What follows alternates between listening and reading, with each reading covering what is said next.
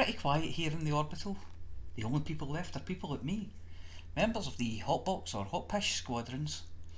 All the rest have left messages in the answer machine saying things like, "Ooh, it's so pretty," and "Wee, I'm flying." And to be honest, although I try not to be jealous, I think it's about time that those of us who have to wait a while longer for training wheels to come off of our legs, if you see what I mean, had a little warning when unsuitable content is about to be broadcast. So, I'm making a new rule. Whenever an item is coming up that is about, anything that involves what your pilot does with their equipment below the waist, we'll have a little warning, like this. So that Hotbox and Hotbus pilots can put their hands to their ears and go, "Na na na na na na na na," until it's safe to listen once more. The Tech Monkey has handed me a note saying that if you're listening to the edited version of the audio, then these parts of the show should already have been removed, and therefore the edited show will be about 4 minutes long, including the 2 minutes that it takes me to read this out.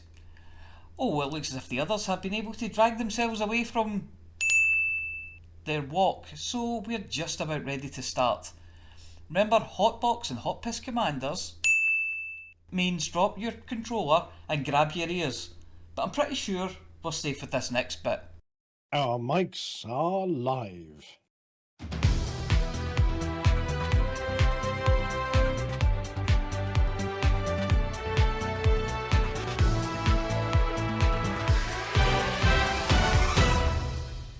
Good evening, I'm Harry Balzac, and I'm your host for this evening, thanks to a liberal administration here at the Orbital that allows me to count this as a part of my community service during my time off from driving an Apex minicab.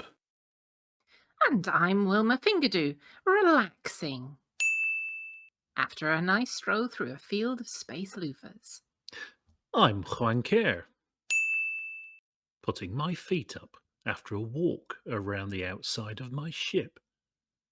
I'm Norma Snockers, and I'm hiding after an accidental brush with the law in my SRV. Before we run on, I'm moving us to the next step of the show, upping the pace, jumping to the right place, whilst taking it in our stride and into round one. Sorry, I meant on with the headlines. It's bigger on the outside. If you have to ask, you can't afford it. Hanky wants to punch your ticket. I'll take off my hat to Odd Job.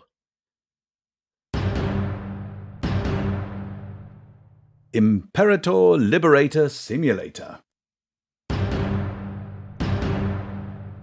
Salvation's Army? Distraction, interaction, chain reaction.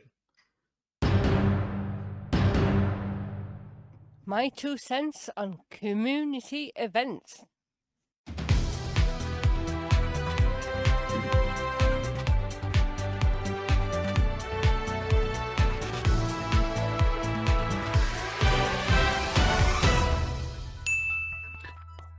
Many pilots who are learning to stretch their legs have started to realise something. Their ships are big, mind-bogglingly big. And what's puzzling them is why they didn't realise this before. It's not like this is the first time that they've seen the outside of their ships. They've had the drone camera that can fly around the ship, peering at them seated in the command chair, although we do wonder why everyone is universally camera shy and never waves back. But, and it's a big but, the ship didn't really seem as big as the numbers would lead you to believe, which is probably due to having no perspective, nothing to give your eyes a sense of proper proportion. For nearly as long, they've been able to land on planets, drive around their ships in their SRVs, getting up close and personal, but think about it. Do you remember anyone stopping and just staring at their ship in amazement? No. They just say, "It's bigger than I thought." shrug, and proceed to dry oversized genitalia in the dust with their space buggy. Why then is there sudden influx of pictures of pilots standing in front of their ships, looking up and going, "Wow"? It's not like the SRV is an enormous piece of machinery confusing your sense of scale. It's maybe 2 or 3 times the height of your average pilot, hardly likely to inspire you to feel like Gulliver in Brobdingnag. So what is it? Reports have been reaching us of a scandal brewing at Vodal, the manufacturer of the SRV Scarab, involving contracts with the suppliers of the canopy called Ye Olde Bullseye Hand-Blown Glass Company.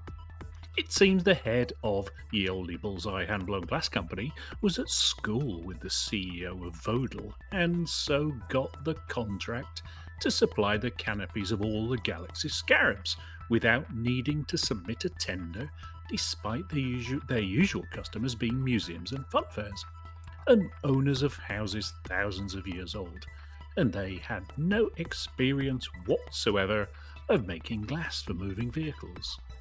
An inquiry has been set up to investigate. The first independent test on the glass shows that it bends light at almost right angles, and then you're lucky to be able to see your ship at all. Anacondas look about the size of an old London bus, pythons appear to be no bigger than a camper van, and you could drive straight into an eagle without seeing it coming. Vodal have promised to rectify this problem, and we are confident that somewhere around the 19th of May 3307, you'll be able to sit in your SRV, drive around your ship going ooh and ah, and with all that tedious left right business.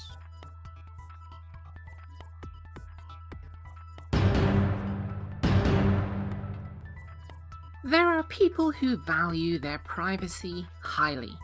Rich people usually. Mega rich people definitely. Usually the big knobs of the galaxy separate themselves from the hoi polloi by bribing the Pilots Federation to mark their system as requiring a permit. Thus, all but guaranteeing that dolphins full of sightseers won't be peering in through their windows anytime soon, and absolutely ensures that fleet carriers won't be disgorging ship after ship full of pilots just going for a drive. That's the usual way. But it does have one big drawback. Everyone knows that there's something worth seeing in that system. Otherwise, why require the permit? And that does attract the wrong kind of attention. And at times, attempts have been made to circumvent the restrictions by various ne'er-do-wells and your basic riffraff. It appears that with the experimentation underway for a certain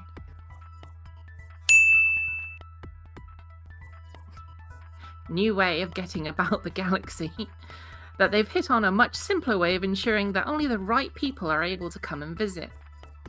If people can't scan the surface, they'll not know what's there, and they'll have no reason to disturb the peace of their piece of paradise.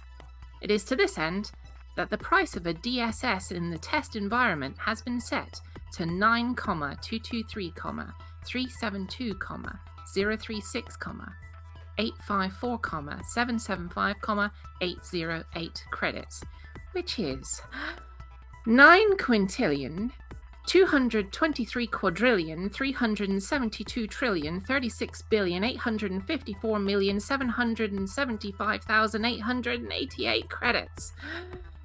Or, to put it in perspective, just short of 1 week's bar bill for Cecil. But, if you can afford one of these, then what the heck are you doing out piloting your own spaceship?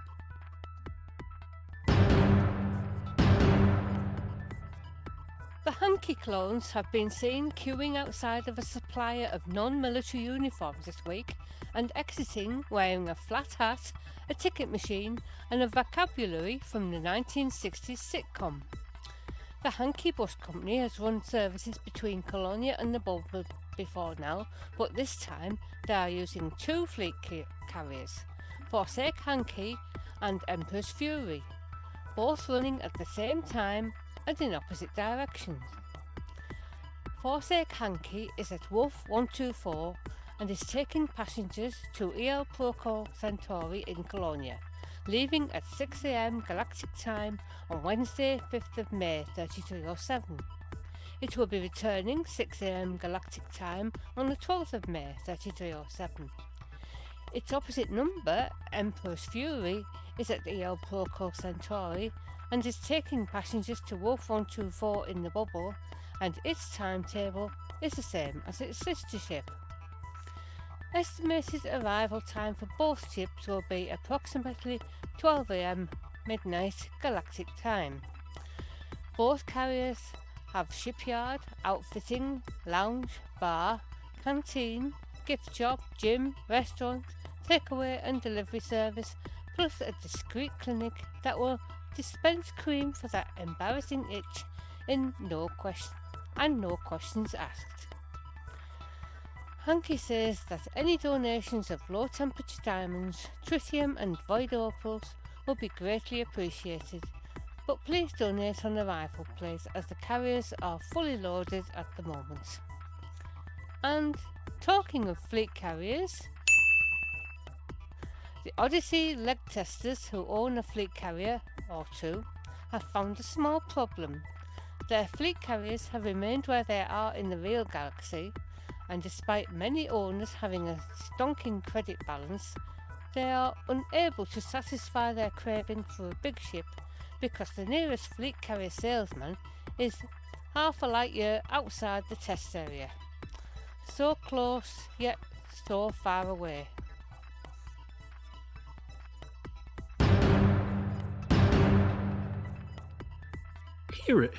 Here at Hutton, we're used to being odd, and our jobs are odd too. Maybe that's why Commander Shoreside Customs has put up a sign saying odd job man for hire, reasonable rates, no job too small or too big. Okay, the exact words he used were, do you need help with something? If so, leave a message. I am at a loose end at the moment and looking for something to do for a while. We don't know if this is because many of the pilots with whom he's used to flying have shown that they're more open to flying both ways and that Hotbox is not the only game in town. We'd like to help him out, we really would. And we've done most of the renovations on our Inglenook, and painting the outside of the station does, I'm afraid, require someone to climb a ladder. If you have a problem, if no one else can help, and if you can find him, maybe you can hire Shoreside Customs. Who are we kidding? He'd even take on a Cubicle 3 refurbishment at this point. He's so bored.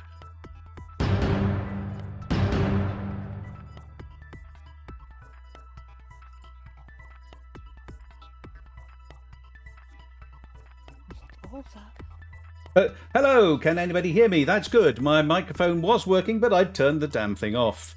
Right, we're all fixed now, everybody. Ha ha! It'll sound great in the edit. Norm, cut this bit out. Seamless. Yeah. Imperator Hadrian Augustus Duval has been in the news recently, accused of orchestrating NMLA attacks, which he vehemently denies. The Imperator says that far from being the NMLA leader, he was captured by the organisation and forced to do their bidding. And Hutton has discovered that he cites as proof a claim to have sustained an injury whilst trying to escape from the clutches of the Marlinists. Was this a limb hacked off in the melee of battle? Was it a through-and-through bullet hole? Was it even a badly burned area of skin from holding the red-hot barrel of a gun as he fought valiantly? Imperator Duval proudly holds up his thumb, which is sporting an injury. A pretty ugly blood blister, which he claims to have sustained whilst wrestling with his captors, but the troops who arrested him assert happened as he shut his thumb in a drawer while shouting, "Oh, thank God you're here!"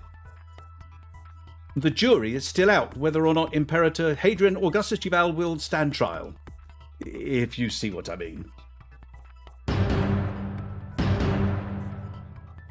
The Hesperus.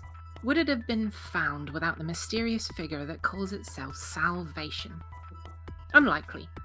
So just who is Salvation, and what is their motive in helping pilots locate the Hesperus? The Hutton boffins.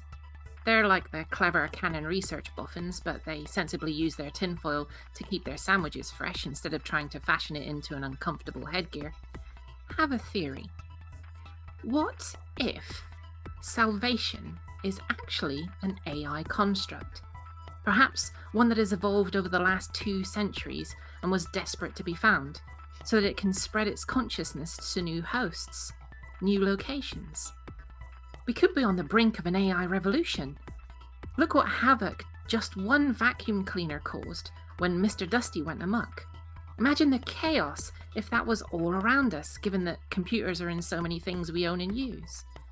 Your health watch could insist on you taking 10 million steps per day. Your teas mate could create a brew with so much sugar that even a Texan would wince. Your TV could stay stuck on programs about pregnancy, like gestation, gestation, gestation. Nothing is safe. Your home security system could unlock the doors for anyone wearing a black suit, a white shirt, and carrying a leather-bound book.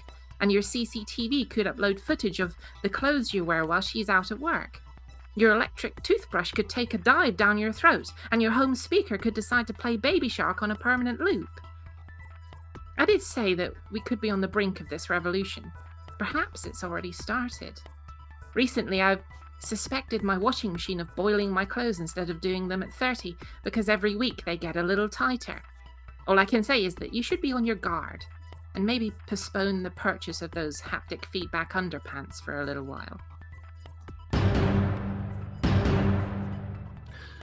That funny feeling I get, that you're all a bit distracted, is beginning to feel normal. The doctor said it ought to go away in about 3 weeks or so, and I reckon that's about the 19th of May. What is odd is that when you lot do stuff that affects the BGS, we get all sorts of adverse states, and when you don't, it all goes swimmingly well. Coincidence? Having said that, there has been a general downward slide in Hutton influence in the week. During the alpha distraction, 7 systems, that's over a third of them, have slid to or are below the 40% system minimum. 4 of these 7 are significantly below that. The usual suspect, Barnard Star, has imploded to 27%. Wolf 1481 has howled down to 33%. PSPF-LF2 is flapping on 34%, and Ross 671 and Kukari have slid below 40%. 2 more, Trepin and Y0855-0714, are on the brink, and the mother system itself, Alpha Centauri, joins Wolf 359 on only 42. Truckers, we need you to make a determined effort to get these flagging systems and raise the influence up into the 40s at least. Otherwise, there are no adverse states in any of our systems after the infrastructure failure in Narences was cleared in a week. The experiment of parking a fleet carrier in Narnia orbit full of cheap goodies and with giveaway precious metals to be had for a song on the return trip attracted only 3 commanders. Anyone want 100,000 tons of water purifiers going cheap? The shall we shan't we expansion into the caddy system was amicably resolved by no one bothering to show up to the war, which fizzled out and consequently Hutton withdrew. At the top end of the Hutton Systems League this week, 6 systems are above 60, and we're attempting to expand into Wolf 562 yet again. Will we make it? Will anyone show up? Find out next week. Meanwhile, in Colonia, Grand Admiral of the Fleet Carrier Navy, Carrier Cloner Extraordinaire, Admiral of the Black, Hankey, reports that Hotcol won the election against Jacques last week and requests that Colonia-based truckers hand in bounties at Tyr until Friday's tick, then run missions for the upcoming election in Tyr. We still need to leave Hotel Carson and Ari, where complaints have been received about commanders parking inconsiderately whilst they take selfies with their ship and oohing and ahhing about the size of them. What is it with you lot and this sudden interest in size? Oh yeah, that. Priorities for the week. If you want to truck something, boost Hutton influence in Barnard Star, Wolf 1481, or PSPF-LF2. If you want to shoot something, keep an eye out for the pending war in Wolf 562. We still need to exit Carson and Ari, so help any of the factions there except Hutton. Oh, bugger it all and take selfies with your ships and marvel how small you are in the Odyssey Alpha.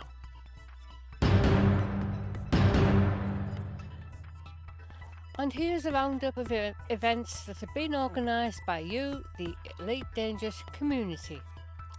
Eros Maidlung and the FTM Isfahan have made little progress this week. Very, very little progress, as he claims he's been busy with something. Commander Mephisto. The 7th week of the Comfy Cannon cruise was the least eventful since the start. The Council finished its way from waypoint 21 in Xibalba to the next in Tenebrae, after a stop for 4 days to refill tritium reserves. Finally arrived at waypoints 22 and 23, purple and red rhizome pods with their eerie bioluminescence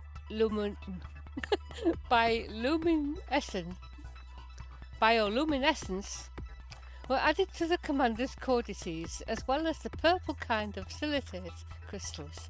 The cruise is now back to its usual pace of 1 waypoint per day, while following the southeastern rim of the Milky Way up north. Commander Valaran's trip, known as Baz's Big Bubble Banter Bus Anniversary Tour Banter Bus, started on Monday, and they're already crammed a lot in, including having Baz himself along in chat for the start of the expedition. He tells us, Day 1 was a trip to the old favourite destination of HIP 19284 and the abandoned mining station, Site 94. The site was covered in an eerie green fog, the results of a long-ago Thargoid attack. Com logs were scanned and SRVs were jumped and landed on just about every structure we could find until Tharg showed up to poke his nose in. Unfortunately, this didn't end well for him or his friend, but axe fighting in an atmosphere is a new challenge for most. EMP shutdowns are a little more concerning when you throw gravity into the mix. Day 2 was a new experience for most of us. 5 stations in a system with only 1 star and no planets. Each station can be flown to without entering supercruise, and even a point where you can see 2 orbit star points at the same time. A game of bumper ships and some inverted eagles led to the odd rebuy here and there, but was all good fun. Day 3 was held in Hutton Space, in Epsilon Indi and the fast-moving moon of Mitterrand Hollow. Fast-moving enough for it not to be caught in supercruise. A slight problem was that the carrier was orbiting the moon, so we couldn't catch that either. The only thing for it was to sit in its path and wait for the moon to hit us. Ship stacking of Type 10 and 3 belugas was accomplished, followed by an attempt to put an SRV into supercruise. I slowly drove forward down the nose of Commander Smokey's purple beluga as he tilted the giant ship backwards and climbed out of the moon's matlock. 3, 2, 1 and he hit a supercruise. It didn't exactly go to plan. Within 3 seconds I had skidded back up the cockpit window, clattered along the roof and ricocheted off the beluga's tail fin. This is when I began the 4-kilometre free fall back to the surface. The landing was the only thing that went right without a single % damage due to the moon's low gravity.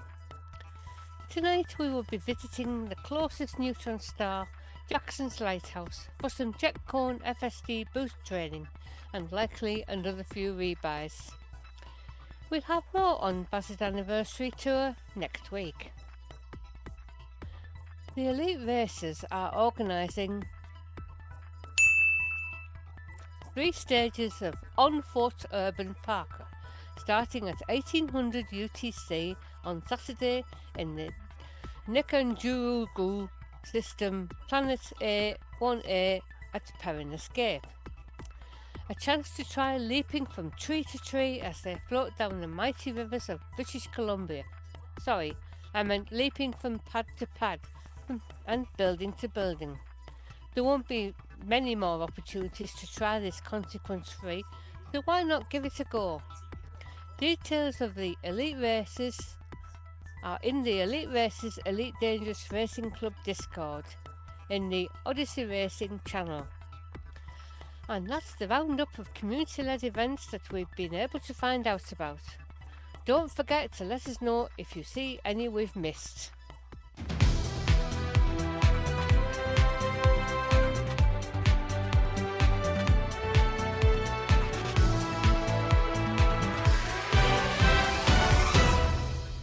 Well, that was fun. Can anybody actually hear me? Because there was a problem with the streaming software that everybody else except me was being heard.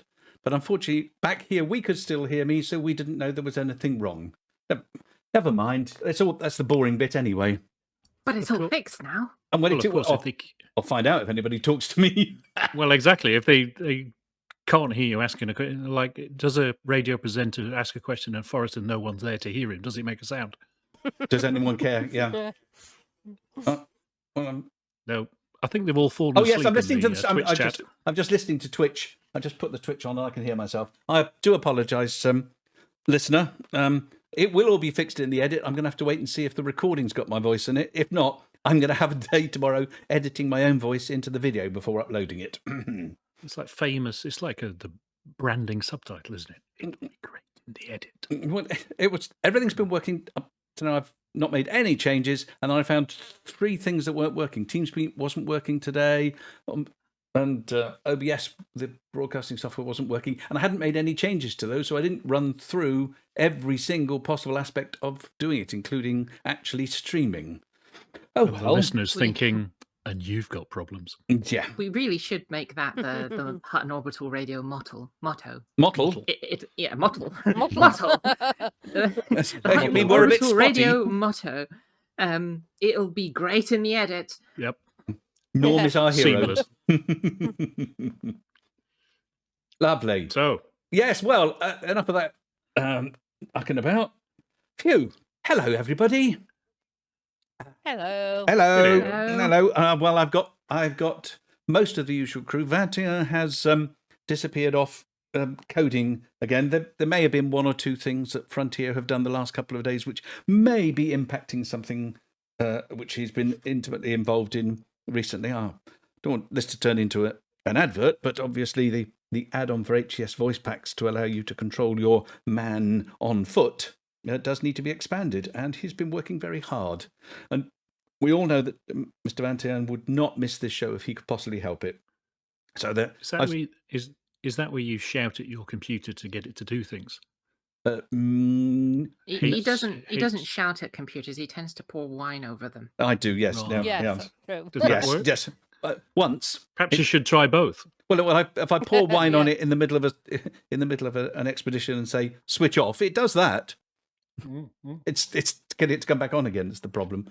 It involves much of hair dryers and facing Mecca and all sorts of things. God, you should have had a career in IT. I did, and it was afterwards. Yep, I'm the supreme head of IT. Yep, yeah, that's me. Yes. Well, So, it's been busy, hasn't it? Been the last couple of days. I mean, there were download after download. And then people were sort of going stir crazy after having been playing around in the. Oh, and apparently I owe people this. Few of those. I apologise for missing the dings that I put in there because I was too busy trying to work out why my flipping microphone wasn't working. And that's why there's pauses in the recording. So I'll have to edit those bloody things in as well. The listener's dog is now salivating. Yeah. Oh. I think is that the bus going? room for 2 more on top. Oh yeah, well, that should. So, what's on the agenda for today? What is on the list? Well, I don't even know if it's still going on. There was a live stream on Tuesday from the Pilots Federation, one of their Discovery Scanners series, which was very good, I thought. And obviously, doing the show, I missed tonight, so I don't know what happened. But on Tuesday, it's very good. Anyone else see it? No. What is it called? Yes. The Frontier live stream on Twitch or YouTube. Oh, that's a great show. Yeah. I've heard so much about it. I never miss it. Yes. Yeah, it's, I thought Series 2 ended on a bit of a cliffhanger, though. Anyway, they interviewed two big major cogs in the Odyssey machine. They interviewed Piers Jackson, who's the game director. And after the break, they interviewed Dr. K. Ross, the lead render programmer. So I think it was Zach and was the other one, the nice chap. Can't remember his name. And I think Piers joined Frontier just after the start of lockdown, or just before the start of lockdown. So he was talking about, what was making what was effectively a hard job almost impossible by the team working remotely, and was going through some of the reason behind what they chose to test in the alpha phase, because clearly they can't test everything, so they have to pick the key things, and the rest of it they'll pick up as they release the game.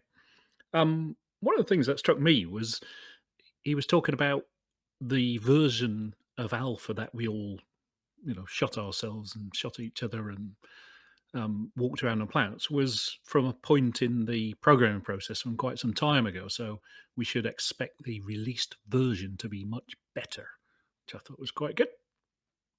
Of course, some people have been a little disappointed that they've spent the last few weeks building up all sorts of goodies in the game, and of course, that's now all been reset. But then they were going to lose that in in another couple of weeks anyway. Yeah. So Yeah. yeah.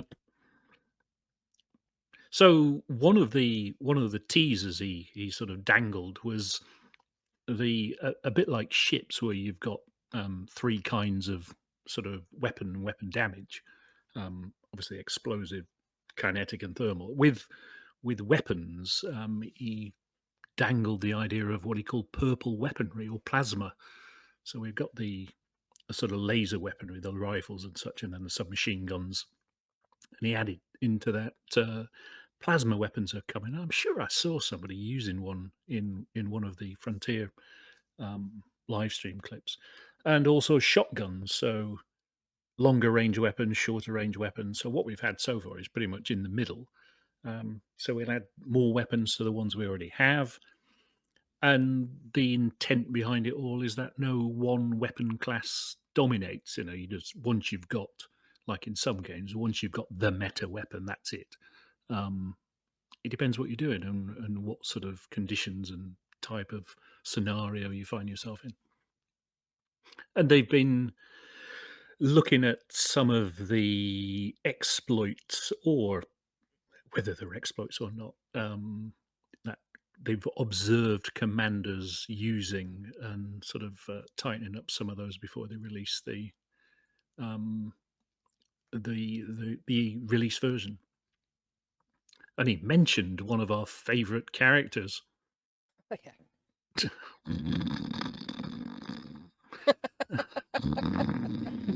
Any guesses? Do tell. Oh, right, sorry. Yes, apparently Peter the Sleeper has been given some more animation. So what whether he gets up and walks around in his sleep, I've got no idea. But we're going to see a Peter being a bit more interesting as he snoozes on the couch. Imagine what sort of things they could do. Mind boggles, You doesn't had it? Grunty and them. Get off. The engineers got a mention. Apparently, we are getting 9 new engineers for our on-foot stuff. So mods, engineers are doing Ooh. modifications for suits, weapons, sights, suppressors were mentioned. I don't mean depressants, I mean suppressors for your weapons. And things that will increase your ADS, or aim down sight speed. And they'll be for completely new commanders. those still with the plastic on, be a new intro mission, which will introduce the game mechanics, which people who are already commanders can do it or do an aspect of it. But I thought that was quite good. I didn't realise it was that interesting, and I remembered so much.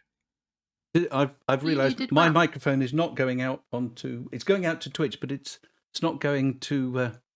It's not going to the green room. So later on, when we come to that point, I'm just going to push buttons and let you get on with it, because I think I need to restart the broadcasting software to get this to work again, and that's a bit awkward in the middle of a stream.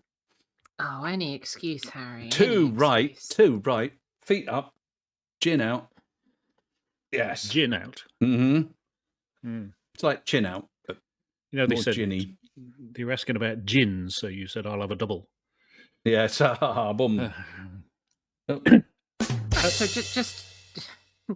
just to let everyone know, the green room is a go today, and we expect to see you all there. Love to chat to a lot of you. Everyone except me.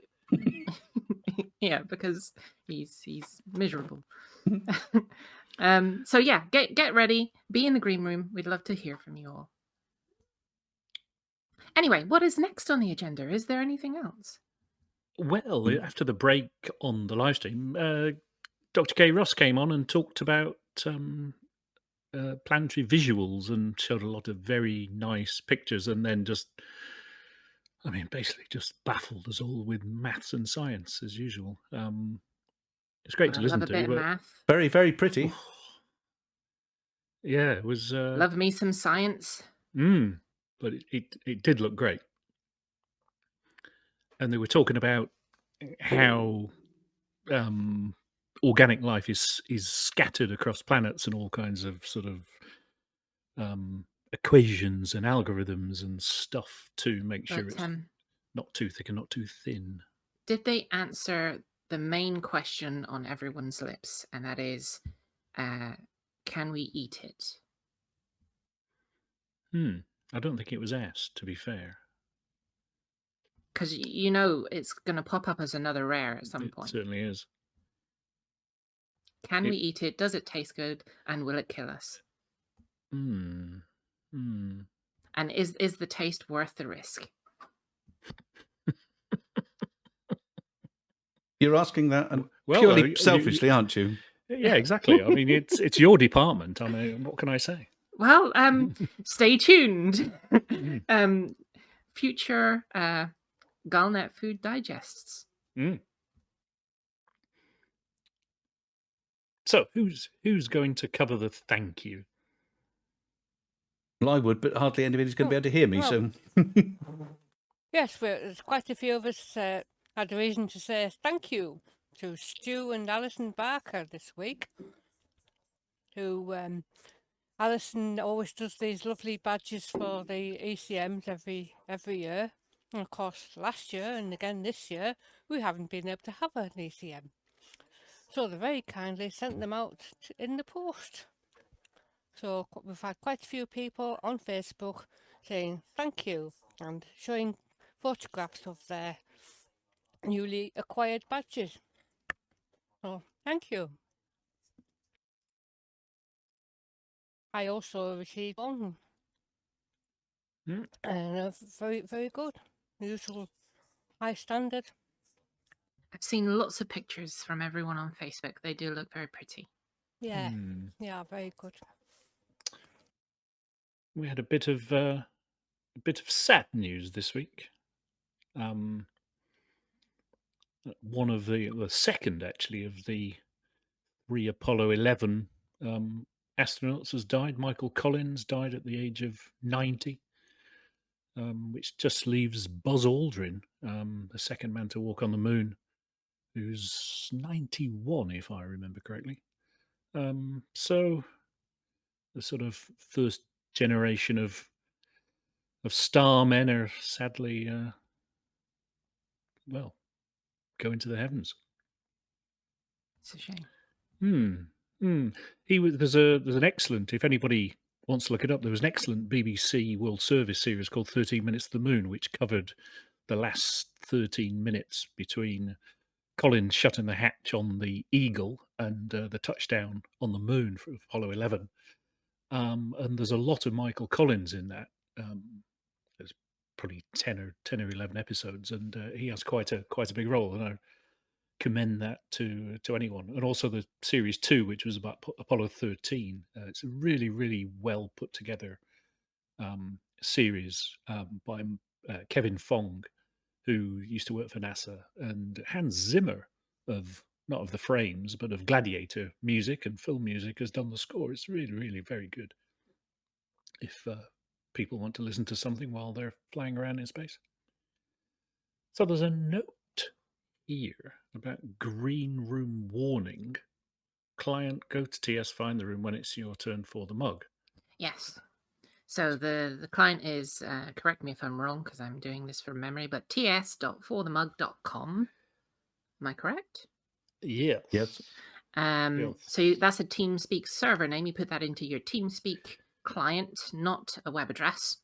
If you put it into your web address, you'll find nothing but sadness. Find the room, which is obviously called the green room, and then wait for your turn. And when it's your turn, when you finish talking, just say "for the mug" to end it all. Commit suicide? Yes, just to end it all. If you've got nothing to say. Speaking of nothing further to say, does anybody want to add anything to the banter bit before we listen to Mr. Wotherspoon and Beetlejuice? I think we should listen to I'll Mr. take Wotherspoon and Beetlejuice. They have sound advice, you know. If we must. Okay, I'll take that as a... Mr. Balzac, is your finger on the button? Yeah, God knows Quick, what it'll press do, the but button. yeah, who knows what'll happen today? Anything could happen. Let's bomb Russia. Anyways, time for us now to all revel in the outpourings of Beetlejuice and Wotherspoon, and to wonder if that's the product of their digestion. What the heck have they been eating?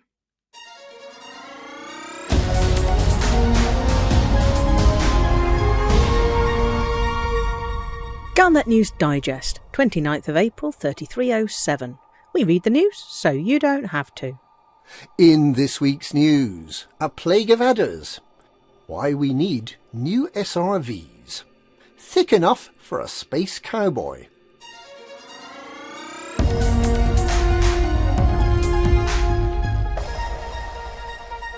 Most commanders would be hard-pressed to point out the colour mauve on a decorator's chart, but every commander participating in the Odyssey Galaxy Simulator knows a mauve adder when they see one. And how many there have been. Climb into your spaceship. There's a mauve adder. Get out of your spaceship.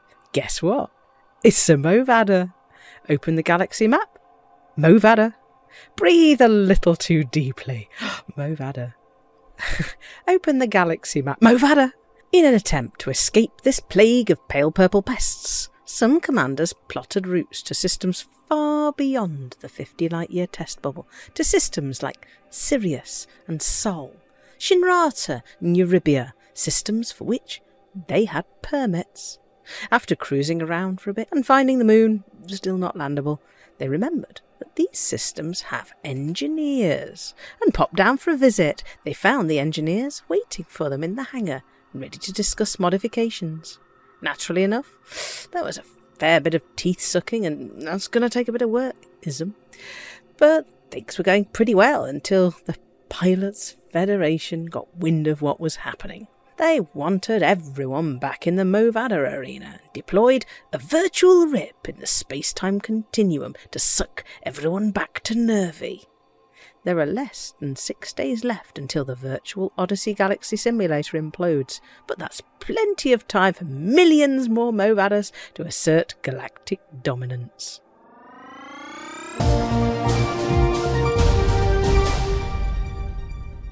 There's been no word so far on whether any additional surface vehicles will be made available in the Odyssey era. The Pilots Federation has been notably quiet on the matter, but now that large ships have been allowed into the Galaxy simulation, one new use for the wheeled vehicle has been identified: getting commanders from the elevator to the steps of their ship. Commanders have reported having to stop multiple times as they run across the docking bay to catch their breath.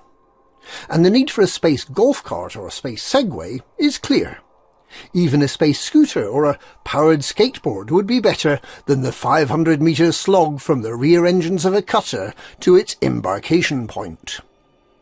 With the magic elevators able to whiz around the station at a speed of several hundred metres per second to the social zone and shopping mall, there remains an open question about why they can't whiz just that little bit further and pop up out of the ground at the foot of the cutter's steps. Incidentally, engineers don't have elevators. Or rather they do. But they've placed storage racks meaningfully in front of them to make sure that no one without the correct authorization can escape from their hangar. There's nothing like steel shelves for the ultimate in security.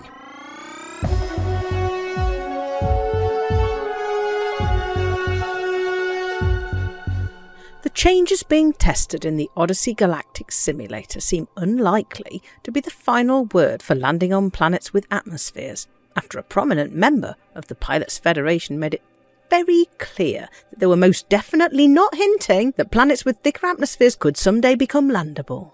Okay? A number of mummified space cowboys with 10-gallon hats, spurs and breeches have been found on many planetary surfaces. A sure sign that some of the planets we may eventually be able to land on not only have a thick enough atmosphere to breathe, but also have cattle ranchers. It's easy to speculate how these space cowboys died. They must have taken an Apex shuttle, but ordered it to deliver them to the wrong planet. Once aboard, you can't change your mind and say you haven't bought a spacesuit. Once you arrive at your unsurvivable destination, your cab driver instructs you to have a good day and waits patiently until you disembark to certain asphyxiation. But as they died, these space cowboys would have had the satisfaction of knowing that the light scatter and the absorption by gases in the atmosphere are perfectly accurate, and that the last thing they saw as their eyeballs boiled was the beauty of the galaxy and the retreating exhaust of the Apex adder, with the driver grumbling about the 100 credit fare he's allowed to charge. And that's this week's significantly Odyssey-focused Galnet news. Galnet news. We witter on about Odyssey, so you don't have to. Ho, ho, ho, mauve adder.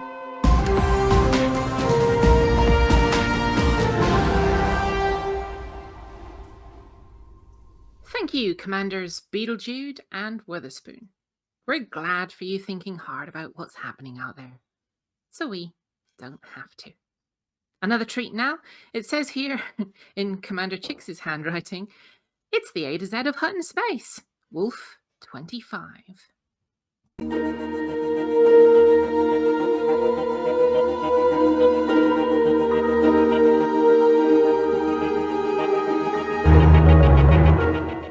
In this episode of the A to Z of Hutton Space, we look at another star system named after German astronomer Max Wolf, the 25th star in his catalogue, Wolf 25. When viewed from Sol, it is situated in the constellation Pisces. Wolf 25 lies just below the ecliptic, the path that the Sun and planets follow, and is a tad over 24 light-years distant. At 12 billion years old, Wolf 25 can be considered middle-aged in K-type star terms, such stars having a lifespan estimated to be from 20 to 60 billion years, depending on mass. Wolf 25, at 70% the mass of Sol, would have an expected lifespan of around 30 billion years, and is under halfway through that. Such stars have a well-distanced and wide habitable zone, or more popularly, Goldilocks zone, and just like the porridge in that childhood tale of housebreaking, brazen theft and habitat encroachment, this zone is not too hot and not too cold, but just right for life to develop. The long lifespans of K-type stars therefore give lengthy opportunity for advanced water-based life to evolve on suitably sized and distanced planets. One such world is the large Earth-like world of Hishutash, but in case you are wondering why Wolf 25 has such a low population of only 1.25 million for a system with an Earth-like world, the key is in the word like. Hishutash has 20% more gravity than Earth and a seemingly balmy climate, but the surface pressure is 7 atmospheres, and that atmosphere contains only 2% oxygen. Deep-sea divers might do well here. However, the passing of 12 billion years has resulted in the rotation of Hishutash gradually slowing until it has become tidally locked to the star. One face is perpetually facing Wolf 25 and is baked, whilst the other receives only that heat that is circulated through the atmosphere. Cold hurricane force winds blow at surface level from the dark icy side to the light side. This makes the balmy 30 Celsius average surface temperature slightly misleading, so don't fall for the blurb from the planetary timeshare salesman. Hishutash is orbited by a solitary landable moon, Pagon, which is also tidally locked. Further out are 2 rocky ice worlds with high surface pressures, one with an astonishing atmospheric pressure of 500,000 bar, and at 1400 Kelvin makes Venus look positively tranquil, but it does have a small satellite boasting a wide variety of surface materials. 2 gas giants, one having landable satellites and an outer icy body, all with depleted rings, complete the system. For the trader, Wolf 25 offers 2 stations hosting agricultural markets with large pads. Min Orbital, an Orbis station, orbits Hishutash, and Bonkers, a Coriolis station, orbits Hishutash's moon, Pagon. Both are controlled by the Hutton truckers, and the astute amongst you will have just realised why Hutton decided to acquire the system. Yes, I did just say Bonkers. No one can establish exactly how Bonkers acquired its odd name. Whether it describes the inhabitants' mental state or their private proclivities has been clouded by speculation and lost in the depths of time and innuendo. Wolf 25 native factions control the 2 planetary outposts, Clement Vista on Pagon, a high-tech market, and Anning Base on Wolf 2A, a military market. 6 further installations are scattered throughout the system, engaged in a variety of activities. One can only take a speculative guess who lives at and what goes on at White Cattle Homestead and Whiz-Off Vision. The Hutton move into Wolf 25 in late 3302 was carefully planned and executed, wresting it from Wolf 25 Gold State plc, who now control no assets, and now are just one of the many native factions squabbling over the scraps from Alvin's doggy bowl.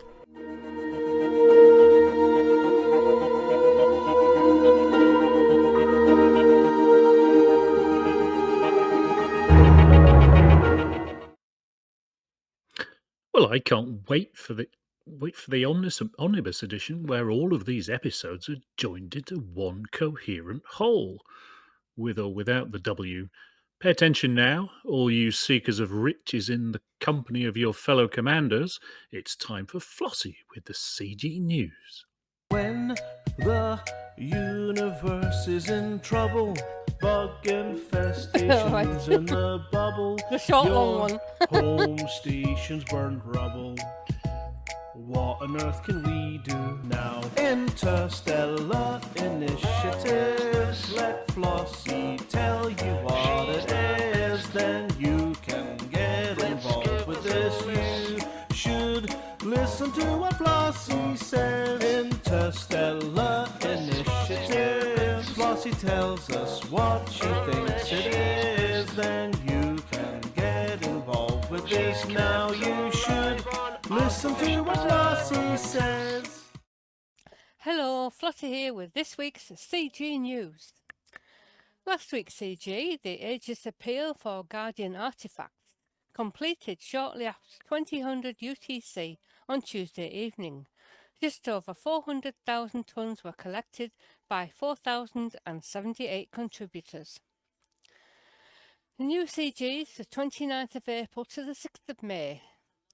Support President Hudson to increase federal surveillance, or support Shadow President Winters against federal surveillance. Data deliveries are required by competing initiatives to increase or decrease civilian surveillance in the Federation. President Zachary Hudson has asked the public to contribute to making the Proactive Detection Bureau more effective. The PDP requires access to lesser-known comms channels where terrorists and criminals lurk. Supplying it with data from multiple sources will allow us to root out more potential threats. To counter this campaign, Shadow President Felicia Winters aims to protect personal communications from being intercepted. My duty is to help citizens preserve their constitutional right to privacy. If enough data can be gathered for baseline testing, we will distribute legal technology and techniques to secure against government intrusion.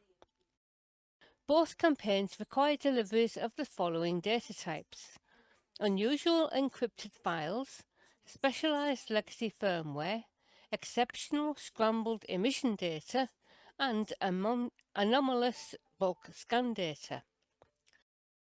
To support President Hudson, pilots should deliver data to Gresley Dock in the NanoMam system.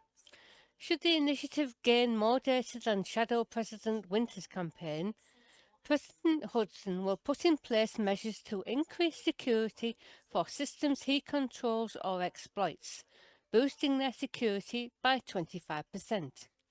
Winter's failure is predicted to have negative consequences in systems she controls or exploits, with a decrease of 50% in system stability. These effects are expected to last for at least 1 month before settling back toward its existing values. Additionally, the top 75% of contributors will receive a fully engineered A-rated kill-warrant scanner with fast scan and long-range modifications. This will be placed in storage at Gresley Dock by the 8th of May 3307.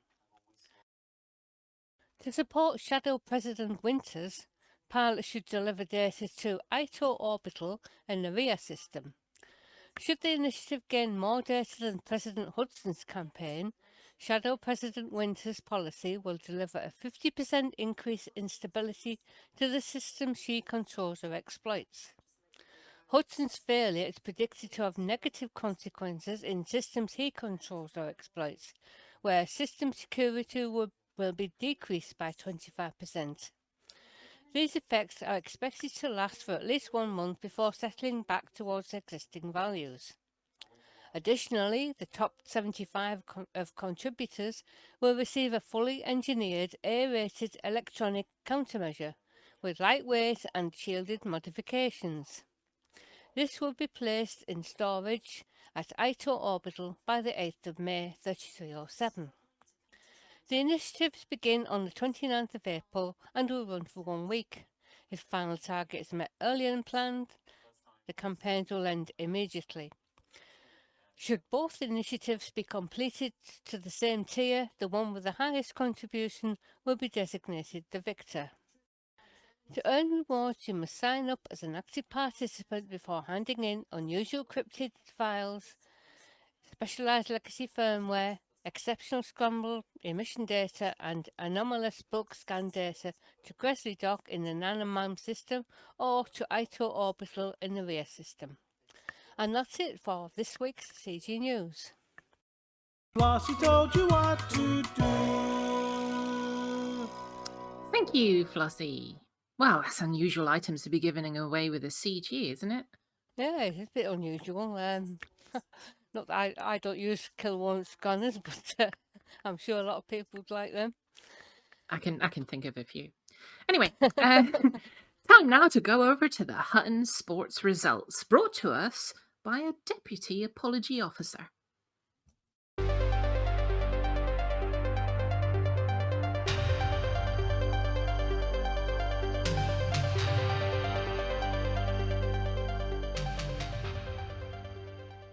Welcome to the Hutton Sports Report. The Hutton Sports Report is sponsored by the Hutton Helper, the only third-party resource to come with a free set of tribal tattoos for your face, in case Twitch drops aren't working properly. This week we have the following events. The Odyssey download is taking longer than expected on Xbox. Should be ready by autumn. Endurance special. The buying up all the plasma weapons to sell them on for stupid money. Cup. The new nighttime suit released for Ginger Commanders. Special award. The plasma shotgun to the face tournament of tournaments tournament. You can throw landmines like Vismas in Low G, open second round. The one more complaint and you're all going to a combat zone challenge. So, plasma rifles go in slot 1, engineers are alive and always cycle the atmosphere before entering a burning building. The classified results are Alex Zuno 124, Mark Xanthius 81, Light 027 217, Chix 47, Orange Sidewinder 622, Happy Moon Monkey 609, Evo Flash 256, Koipu 236, James the Fox 2880, Shattermage 1380, Train Freak 1553, Flygirls 1292, Queen of the South 2, Montrose 3, Caledonian Braves 1, Civil Service 3, Hutton Academicals 2, Wolf 25 Juniors 2, Sparta Soul 1, Hazelonians 2. Decals for Orange Sidewinder. Please email itookpart@huttonorbital.com and arrange to collect your Hutton decal kit, which this week consists of a Guardian Ghost Cannon and a section of hull plating. Just the 2 Hutton runs this week by Commander Ricardo Dalep. At 1 hour, 23 minutes and 54 seconds, he is 1 minute and 34 seconds behind the record, which puts him in joint 78th place with Slow Walk, Garrod and Thomason. Commander Orange Sidewinder put in a time of 1 hour, 23 minutes and 33 seconds, which leaves them in joint 37th place with Cometborn, Guthwine and Shushpan. Are you bored? Are you questioning your life choices since you're not playing the alpha? Then don't. You don't follow the crowd. You're not a cheapo. You're not an individual exactly like all of us. Sorry, you are an individual like all of us. Have you been cursing Alex Zuno upside down for weeks because you can't win the bounty hunting? This is your time to shine. He's all better off for the Hutton Helper results this week. Don't sit around moping, or mopping, we have a guy for that. Get out there and do your thing. There's a Hutton decal in it for the best of you. How, you ask? Well, I'll tell you. Just go to hot.forthemug.com and download or sign up for the Hutton Helper before going out there and doing stuff. You know, Hutton stuff. Let's face it, anything has to be better than standing around looking at your space wardrobe wondering which Twitch drop purple flight suit you're going to wear today. Well, that's it for this week. Back to Studio 5. Thank you, Flossy. That Alex Zuno really can't help but appear in the limelight even when he's trying to avoid it, can he? Whilst we all think carefully about that, Aemilia Hawke will whisper sweet somethings in our shell likes as she brings us the Galnet Rares Digest. Good evening. This is Aemilia Hawke reporting for the Galnet Rares Digest. We try all the galaxy's rarest and most dangerous commodities, so you don't have to.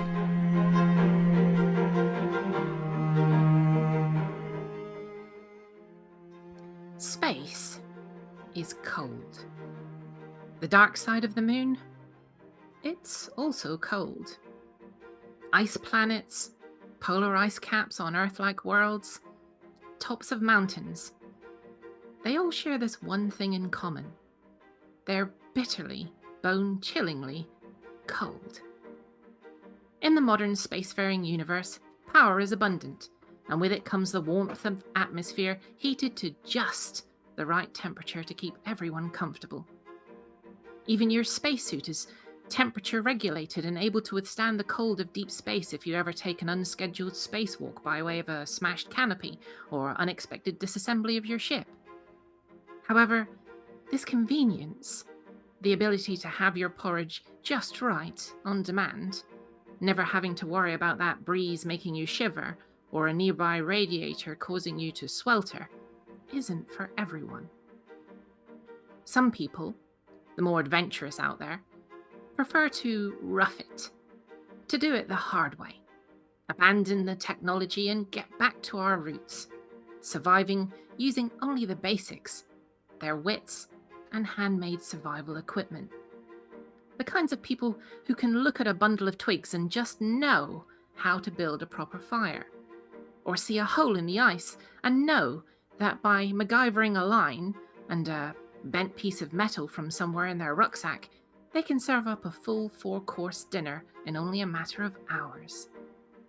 There is a certain decadent luxury out there in the galaxy in having things that aren't convenient, that haven't been precision crafted by clever machines, and to know that an artisan or craftsperson has handmade these things. Elu thermals are one such example of this handcrafted skill. Available from Finney Dock, orbiting one of 2 Earth-like worlds in the system. It just so happens that this particular kind of undergarment, despite being handmade, is actually very nearly as good as any modern technology, and it's down to one thing: sheep. Or more accurately, the fleece of the Elu Logi ice sheep from the second of the Earth-like worlds in the system.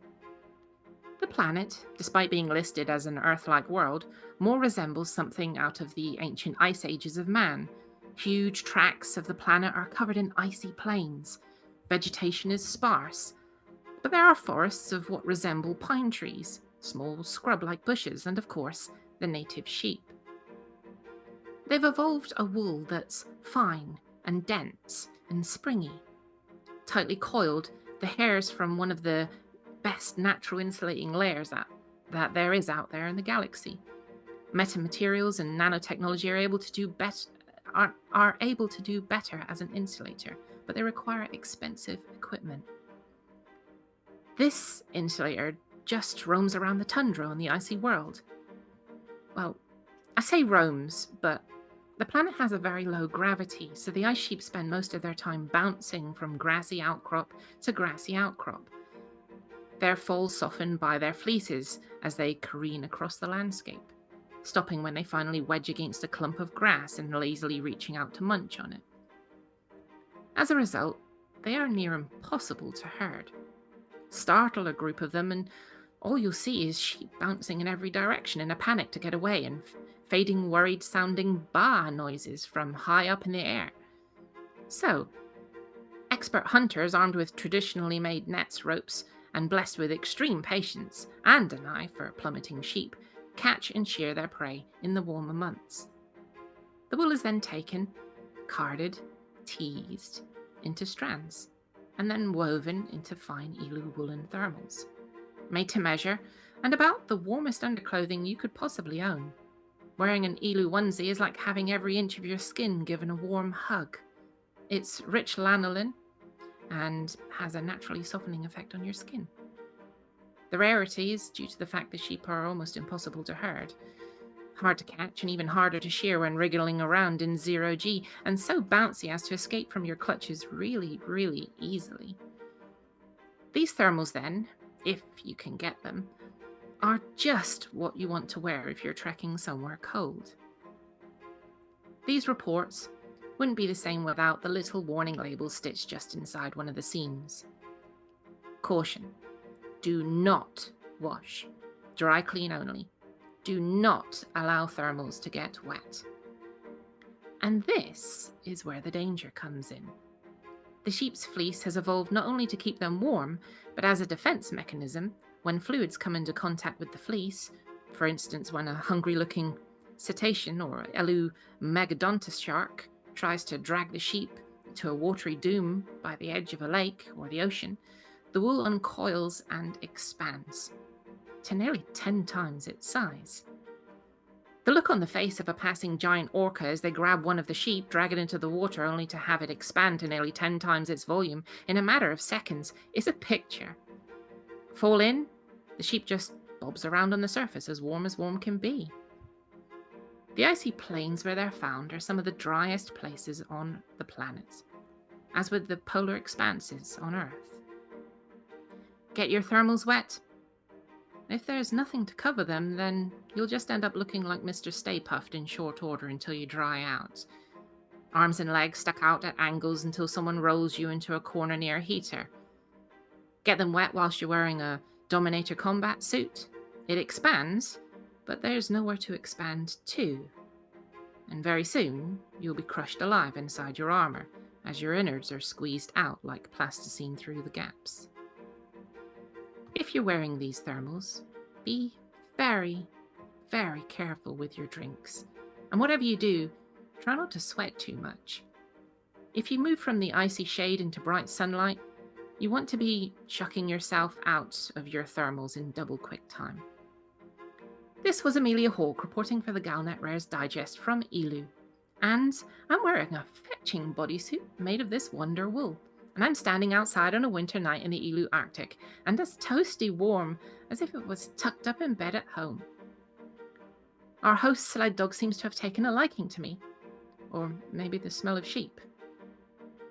Who's the good boy? You are. Oh, okay, that's enough now. Sit. Sit. Oh, crap. Does anyone know the Elu word for sit? No, don't you dare. Oh, God, he's having a pee. No, bad dog, down boy. Oh, quick, someone get me some scissors before my thermals cut off the circulation to my feet.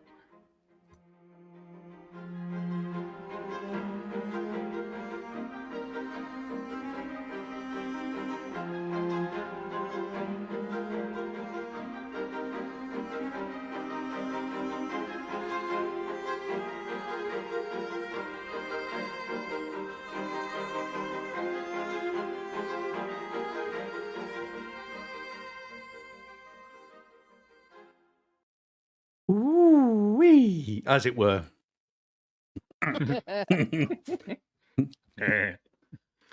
Don't forget, everybody has to repeat anything I say for the green room people until it's time for us to go down there. Don't forget, everyone has to repeat what Sean says. Don't forget that everybody has to repeat what. Don't forget, everybody has to repeat what Sean says before we go down there. Oh, dear. Yes. Ding dong. Yeah, we'll do that in a second. You lot chat amongst yourselves, then that won't confuse the green room too much about how good that was. Oh, Yeah. It certainly sounded interesting stuff. yeah, woolly thermals. And don't let your love dog pee on them. I do. I love animals. I mean, unless you want to look like Mr. Stay Puffed. I always feel the cold, so that was just nice for me. As long as I don't get wet. I'm fat enough. But it's an amazing material. It's just super, super warm. It's brilliant stuff. It's a bit like merino. Because merino's great because it doesn't smell. So no matter how bad you smell, it doesn't. And having worn a set of merino for 4 weeks solid without changing them, I can vouch for this. And it dries out really quickly. So when you get sweaty, it doesn't feel like clingy like cotton does. It feels great. Anyway, I have no shares. What is merino? I've never heard of it. Merino wool is it's very fine wool. It's from merino sheep. New Zealand is overrun with the things. So you get a lot of. But if you see merino wool, it's great for base layers. If you go walking or hiking or sailing, and you can sweat all you want, and you don't smell, or it doesn't. You might. Of course, you don't. Ladies don't smell.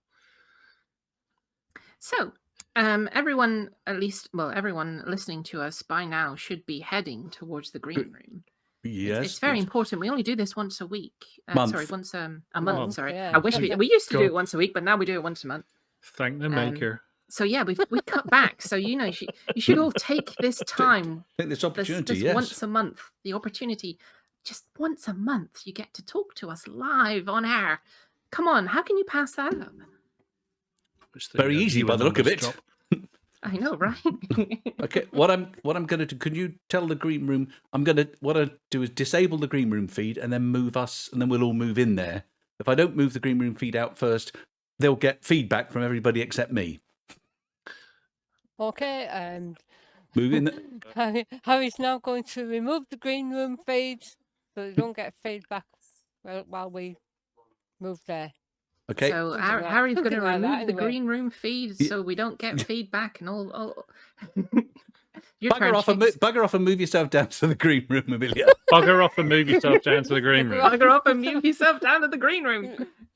Oh, I'm moving. I think. Where is it?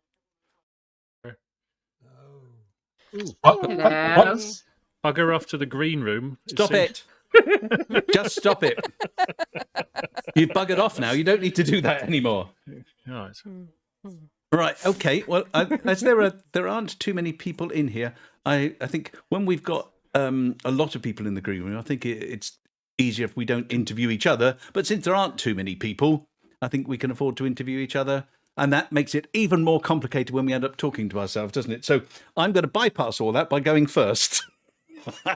Just to make sure I don't do that. I'm going to say, David does it in a very complex way and tries to make sure that the right people talk to the right people, and then it always goes wrong anyway because somebody comes along, Waz puts himself in the wrong place. So I'm just going to pick a random order. Me, Chix, Flossy, and Aemilia. Okay? So I'm going to start off. Aidan, I am talking to you, Earth to Aidan. How the heck are you? And how noisy is your environment? Louder than usual, I'm guessing. Oh, yes. Well, you are, and your background isn't. Yes. Talk to us. What have you been doing? Where are you doing it? Well, I'm doing it at home, and other than that, I'm actually going into the office on a comparatively regular basis. But also quietly hunting around for people that might be willing to join a Legend of the Five Rings game on a Wednesday. Did you notice everybody leap in then? Did you say that? I almost couldn't get a word in edgeways from everybody leaping in to volunteer. Oh yes, I understand that playing role-playing games isn't something done by truckers. So wait a minute. I play role-play games, Yeah. and I work at making role-play games. It's my job. Yes. That's what I do for a living. Yeah. Okay. Yeah. Well, are you asking Aidan to pay you? But yes, Aidan, please pay me. I don't get paid that much. So I can pay you with my appreciation and my gratitude. So wait a minute. What role play are you doing? Sorry, Harry, I'm going to ask. That's all right. No. And remember, Aemilia, this is not one that requires dressing up or any special equipment that you wear. Oh, but I have so much equipment. Mm-hmm. Sorry, Aidan. What game is it you're going to be playing? Legend of the Five Rings. It's sort of pseudo-Japanese samurai stuff.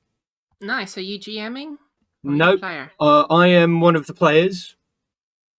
Nice. Have you got your character made yet? Well, yes, we had our first sort of preliminary session yesterday, whereby the GM went, "Oh, okay, yes. Here is a plot. Here is a plot, not plot dump, but plot stir." But pretty much, we are all,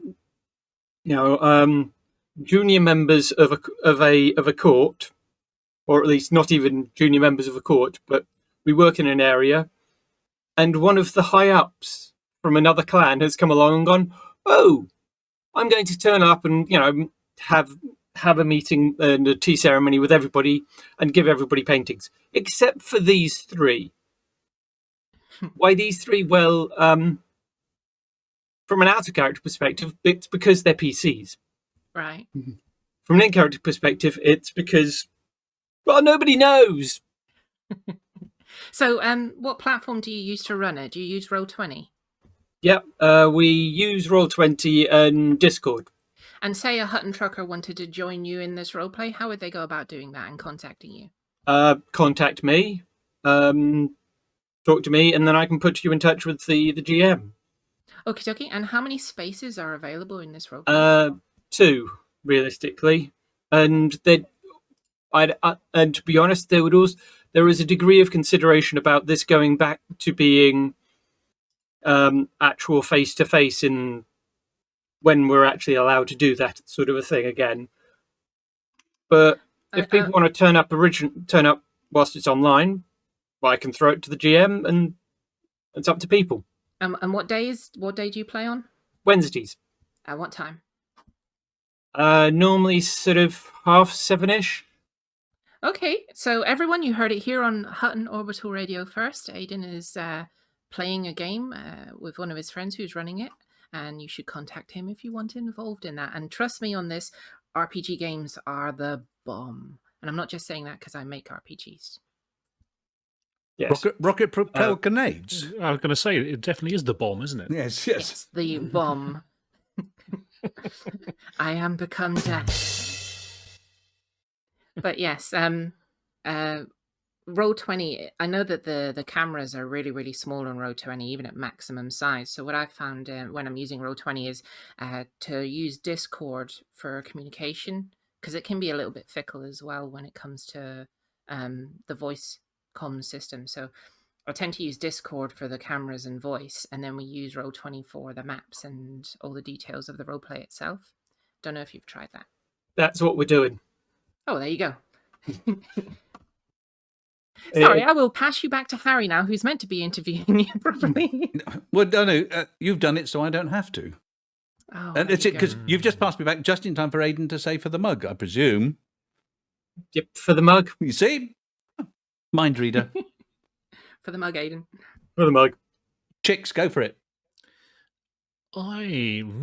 Pick Dayglow Viking. Is that James? That is indeed. Formerly Jakob, but now back in the land of the Saxons, and James again. Hello, sir. How are you? Very well. Yourself? Very good. I'm asking the questions here. I think the last time we saw you, you had some ears on and a very pink shirt. Oh, a National Tea Day, I think. National Tea Something like Day, that. indeed. Yeah, absolutely. When we must all charge our mugs.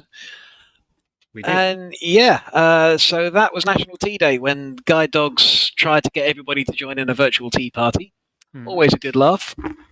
Still going to be wearing their suit come the London Landmarks Half Marathon, which should be happening in August. Fingers crossed, staying hopeful on that one. But actually, next week, myself and Mr. Gillett will be somehow managing to manifest in different instances for the Wings for Life run. When we're going to be chased by an evil car that is trying to stop us from achieving huge distances and glory. So are you a regular half marathoner? Full marathons? Never done a full marathon, but with all the free time I get these days, it's usually one half a month at least. That's good. And otherwise, keeping busy with actually trucking in the real world. What else have you been up to this week? You've been playing the Alpha? I dipped into a little bit, but the last few days have been in with the Banter bus. And that was my rather girthy big purple thing underneath all those. Yes. Everybody has to show off, don't they? Yeah, but it's a little bit short compared to those belugas that were ganging up on me. But it's all good fun, and it's nice to be in with some other folks. And that was my first time I meet to run Hollow, which was a bizarre experience. It is. I remember it from the A to Z we did about a month ago, and it was like, holy moly! It was. I missed the take. Never mind, it'll be round again in 86 seconds. Yeah, at least the Banter bus managed to be in orbit of the moon rather than the planet, so that made things nice and simple. No, otherwise, just making sure my mug is charged and keeping on smiling. And otherwise, from me, it's going to be for the mug. For the mug. Okay, so now it's my turn, and as Amelia got missed there, I shall see what Amelia's been doing. Hey, Flossy. Oh, yeah. How are you? I'm not bad, thanks. How are you? Yeah, pretty good. Pretty good. You know how it is. You know. Yeah. No, we don't. You're here to tell us. Well, yes, actually, yes. I'm here to tell you how it is and what it all means. No, I've had a great week. I've been, buried in work, but I love my work. So that's okay. I haven't had much chance to play Elite Dangerous. But that's okay too. I will probably jump in after the alpha at this stage. Yeah. But yeah. So not much has been happening to little old me. So I'm just gonna say for the mug. Thank you for the mug. Now it's your turn. Oh yeah, it's my turn. So Chix, how are you? I'm good. How are you? We just said how I am. Oh, this is true. Well, So Harry what have you did been say up to? repeat everything. Yeah, he did. Yeah, he did. Yes. That was is very earlier. true. That was earlier. That was earlier. That was That earlier. was earlier. So, yeah. What are you doing? I've been making videos, as you know. I finished off the next one this morning, which will be LP 532-81. So you're getting ahead of yourself. I have to. It's I hate doing things at the last minute at a rush, so I've got to get them out of the way. And I lost a week. My computer was having all kinds of issues, so I had that in bits and Bits? pieces. What happened? Well, I put a new hard drive in, so I took out the old one and put the new one in and took it out, and it was doing a bit of a hokey cokey for a while. And I reassembled it for last week's show, and then took it all to bits again last Friday, and now it's working fantastically, astonishingly well. Nice. So they can hear you. You know, you shouldn't mention it. Don't say it in their. It's in their hearing. I was 2-3 weeks ago. I was really fed up with it, and now it's just like, oh, new best friend. And I've been playing. I've been in Odyssey Alpha a little bit. I haven't done much. I've been doing more stuff in Horizons, particularly shooting lots of video. And I've been playing a lot of Warzone. The Alpha Phase 1 shooty kind of got me interested in that again. Is that like a modern warfare thing? Yeah, Call of Duty, and it's good fun. It's good fun. It's nice. It's obviously purpose made first person shooter, unlike Odyssey, which is part of a much bigger thing. But yeah, I've been enjoying that. It's a good blast this afternoon. Nice.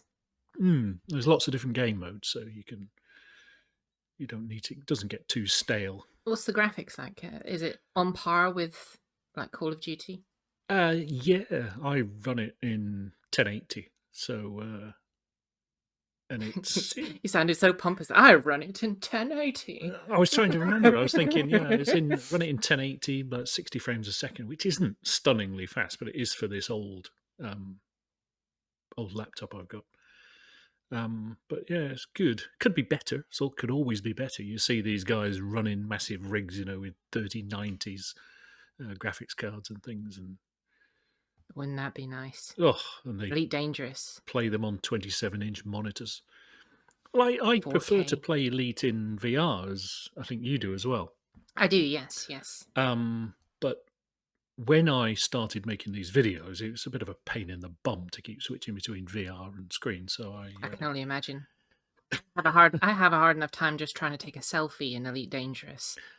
I set up the camera suites, and I've got a new joystick which doesn't have a lot of drift, so it's using the camera suite's a lot easier. It's quite difficult when it's got a lot of drift on it. Anyway, I've done far too long, so I'll just say for the mug. For the mug. Which means it's me to talk to what looks like a German fire mage. Feuermagier. Is Fire. You're up your microphone. Nope. Okay, they've gone AFK, in which case I will leap down, which means that... Helen, have we spoken to you, Helen? No, not Then in talking that to case, me. I will do that. I will talk to you right now. Nope. How have you been? I've not been too bad, thank you. Mostly in game.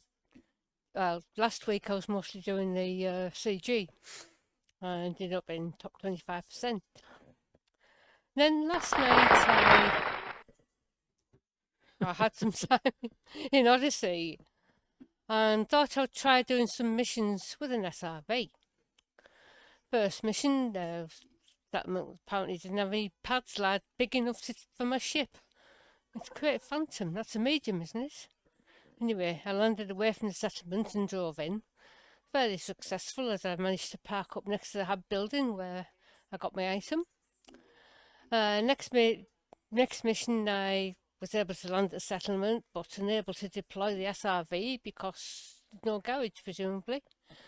So I took off and landed away again, and the problem was the usual on-foot HUD is not available in the SRV, so I parked up to check the location on a nearby terminal and continued on foot.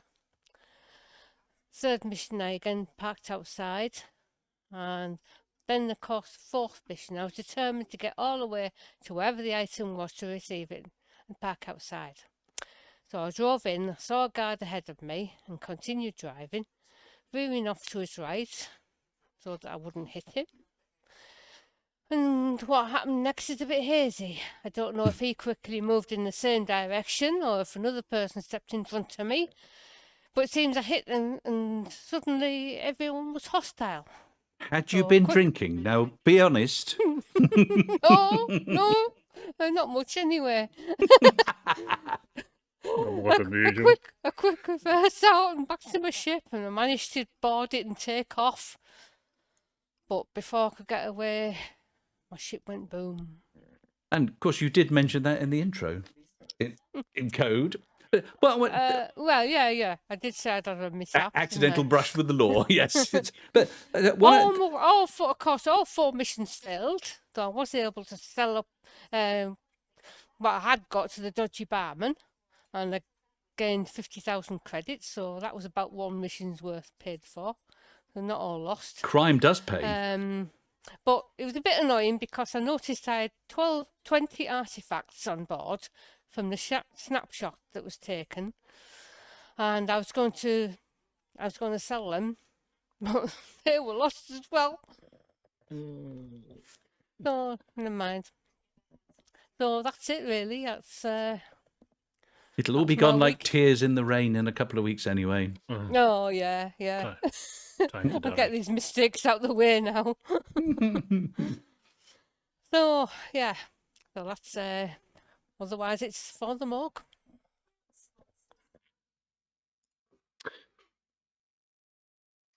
Yes, it is you. Your turn, Chix. Sorry, yes, Chix next, isn't it? Yes. So, yes, it is you. I saw Verlaran sneak in there, but very patiently waiting. If you've been doing it in order, it's me next. Can we go down the list? Yes. Because you cocked It's it up before. It's in a different order to me. Is it? I'd say them in. What order? Right, who am I talking to? Flossy? Me. Well, done, Flossy. In alphabetical order, we're in. Harry, apart from your microphone issues. Oh, yeah. Well, I apologise to everybody for that. There's something. What, like your microphone didn't work? No need to apologise. I think. Well, they've no idea. Yes, I'm grateful they were. Yeah. Well, don't worry. It just means I know what I'm going to be doing for half of tomorrow is editing the flipping recording to put the voice in. Yeah. But yeah, yes, and the missing dings. You can have that one for free. Yeah, well, yeah. Unfortunately, that didn't help. I thought, when I was writing the script, I thought, that'd be quite nice. Put the dings in there. That would be quite funny. Oh, that was the night when everything was going wrong, and I was so busy trying to get my microphone going. I could hear in the background you lot reading the script, and there's a pause. And I'm thinking, why aren't they reading? Because they're waiting for me to hit the flipping button. You know how to make work for yourself, don't you? I do, don't I? Yeah, well, I won't be doing that again. No. So apart from dreaming up making work for yourself things, what else have you been up to? Not much. I haven't been in game since the start of the second week of Alpha. I remember that. Yeah, I just haven't had time to do anything. I had a man put a greenhouse up for me in the garden. That's the most exciting thing that's happened all this week. So I'm going to cut things short because I've got an empty glass, and the sooner we get to the end of this, the better. So for the mug. For the mug. Who's next? Okay, so that's me next, isn't it? Is Fair Merger back again? Is his mic working? Or should I move on to Lithbreaker? Well, you can hang on as long as you like, but unfortunately, you probably do have to talk to Jim. Sorry. Right. So, Lithbreaker. So patient. What sort of time have you had recently? A pretty good one, actually. I hope you can hear me all right, because I'm on a new computer. You're very quiet. Yeah, it's very quiet. I can barely hear you. Yeah. Hang on a second. I'll see if I can adjust that. Just keep everybody talking while I'm fiddling. He is very fair voiced, you know. He is. He is. You can shout or get closer to the microphone. It's a headset. It's hard to get much closer. Oh. I'd swallow it if I did. Oh, and you're not prepared to do the very least to help us. Is that any better? Oh, much better. Mellifluous. That's a little bit better, yes. Dulcet tones. It's half installed, is this new computer? It's running very nicely, but it's missing an awful lot of software, and I haven't got around to setting up the audio until the middle of the show tonight. So, so new computer, who dis? I think that's the way they put it, isn't it? Yeah, that's nice anyway. Yeah. That's the thing about new computers. I'll put all this new software back. Yeah, new computer, same old software. Yeah. So why does it take 3 days to get it on there? What did I have installed? Oh, yes, that. Yeah. But on the plus side, I managed to play a little bit of Elite Alpha on it last night. It was one of the first things to set up, obviously. And I was wandering around the station with a solid 60 frames per second. So brilliant. So I'm quite happy that it works a lot better than the old one that was giving me 12. Yeah, I bet you were. Yeah. Yeah. But so what do you think of it then? Well, the Alpha, I'm really enjoying it. I think it needs a bit of polish in places, but then it's an Alpha, so there. Well, that's it. It is. But yeah, I wasn't really that bothered about walking around. I thought, well, it'll be all right for a bit of a laugh, but I don't really see that there's a lot that'll appeal to me in it. And then I walked into the hangar for the first time and saw this teeny tiny Sidewinder looming over me. And it was just incredible. Don't realise how big a Sidewinder is, do you? No, you don't. Even though people tell you how big it is, and I've played in VR, so I've got an idea of how big these things are, but it's just amazing, isn't it? So yeah, well impressed with the Alpha. And then I got down onto the planet and got shot and repeated that many, many times for several weeks. And I'm getting a little bit better at it now. I can shoot one of them before they shoot me most of the time now in combat zones, but yeah, not quite the best yet. But yeah, I'm getting there.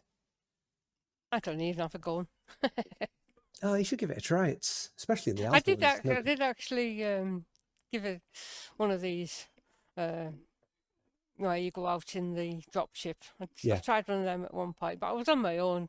Maybe if I'd gone with a few other people, it might have been better. It's a lot more of a laugh when there's 3 or 4 of you around and you're covering each other and chatting about where you're going and what's happening. And with 4 people, certainly in a low difficulty one, with 3 or 4 commanders, it's so easy that you can actually learn what you're doing. So, but if you go in on your own, you tend to get shot before you work out what's happening, what the controls are, and where the display for your health and your shields are. And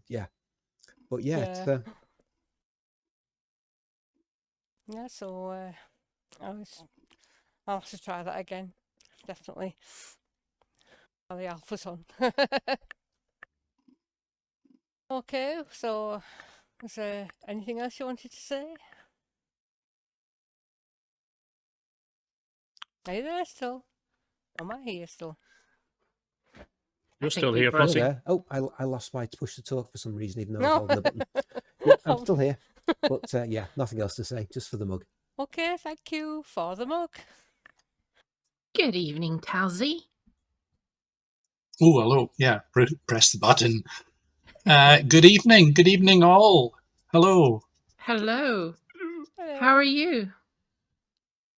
I'm well. I'm all right. I spent today or this afternoon changing a light switch in the kitchen, and that raised my temperature to the point where I was pounding a wall with a hammer. It was good. See, electrician. That's something not that's not something not everyone can do. Especially not me. I can't. I suck at it. I mean, usually people are shocked to find out how bad an electrician I am. Doesn't everybody know it takes many hands to make light work? Ooh. Yeah, it was the dampness of the kitchen and the crumbliness of the plaster in the walls that did me in. Well, it has Did to you be get it in said, the end, though? very few people can be an effective electrician with a hammer. Yeah, my training was in the theatre. Operating. Nurse, So scalpel. you're classically trained. Oh, yes. The show must go on. And the lights. Aren't they best boys? No, that's on film sets. What's the difference? One of it, Yeah, one has best film boy. and the Me, other doesn't. Best Yeah. boy. I'll be the best boy. So is it working now? Is the point really? It is working, but the switch, which used to be quite a soft thing, is now a loud click. It's quite hard. So it annoys me every time I switch it on or off now. So what you're really saying is something that was once soft is now hard. I should think before I speak. I think. Just when you thought it was safe to go on the radio. Have you been up to anything else besides playing with things? Occasionally that are soft and hard? floating about in the alpha, I managed to get my Type 10 in the latest update now. So I've got Hutton mugs and Lavian brandy, but Nice. I'm going to drop them off somewhere. Any plans on where? I don't know yet. I can't even, I'm not sure where I am. I just docked a few minutes ago and I still don't know where I am. So what are your plans for the upcoming weeks? Do you have anything planned besides delivering Hutton mugs and brandy? No, I have no idea. I rarely plan more than a day or two ahead. Are you going to I'm be doing this some TG? woodwork, making screens so that people can work with COVID safety and such. Nice. But apart from that, I don't know what I'm doing. You plan on partaking in this upcoming CG? There's a CG? Yeah, Flossy talked about it. Yes, there's two CGs. Did Flossy not tell you what to do? She did. And I haven't been able to get on for long, often recently, in the game, and so it's all a bit haphazard. Yeah, there's CGs for data deliveries to support President Hudson or support President Winters for or against federal surveillance. But I don't like either of them. Not that. Is the rewards. Oh, the rewards. Well, yeah. Fast scan, long range kill warrant scanner. I've put the link in Yes, the chat I was listening to that earlier. I used one once years ago. I've never used one. I don't know how to. You just have to get up behind someone first. I've seen anything like getting down on those guards in Odyssey. No, thanks. The shooty stuff I'm not very good at. Although I took Vingtetun's advice and got myself one of those missile launchers. That's much more fun. Oh, is it? I might try that. I knew that one day Missile one of his launchers are pieces of advice would play out, and that's the one. Yeah, if I'm going to run around and get shot at, I want to be able to lob grenades and stuff without going, where's the button, where's the button, where's the button? So are you... Hello. Sorry? I'm going to go off and get kettle on, and really just say for the mug. For the mug. If he's going to do it in the dark. Hey, Put the stop light that. on. No. Well, that's a test. Yeah. So that leaves It's me. okay. He's got it hard, so it's Yeah, fine. it's fine. You push up hard, yes. That now. And is it Veleran or Velaren? Verleran. Veleran. Verlaren. Verlaren. How has the banter bus been going? It's been going really well. Like Flossy mentioned earlier, it started off and Baz was in chat at the beginning. That wasn't Flossy, that's Norma, an entirely different person. Sounds completely different. I'm sorry, I'm a very cheap and old headset, and I can't tell the differences that well. But yeah, anyway, Baz was there to start with and to see us off, so that was good. So.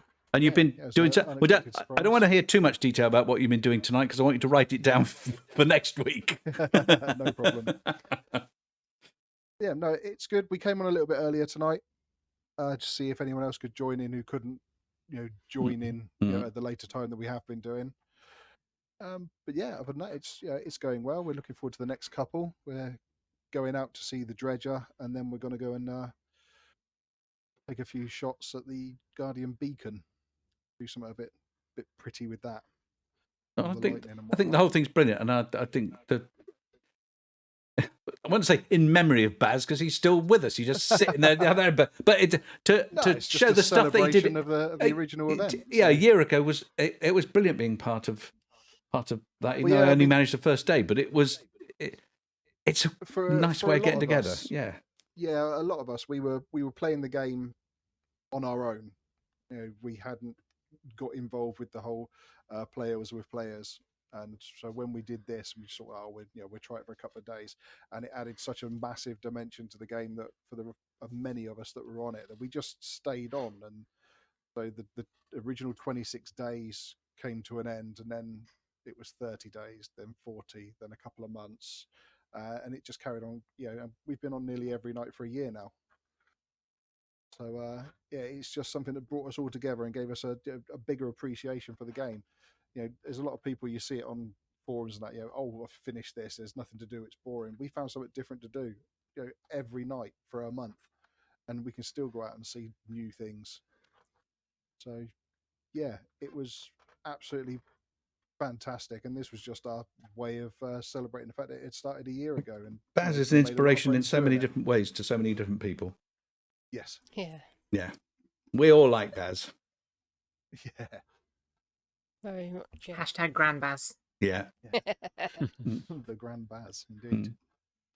I've not done any of the alpha because apparently my computer's too old and too small to run it.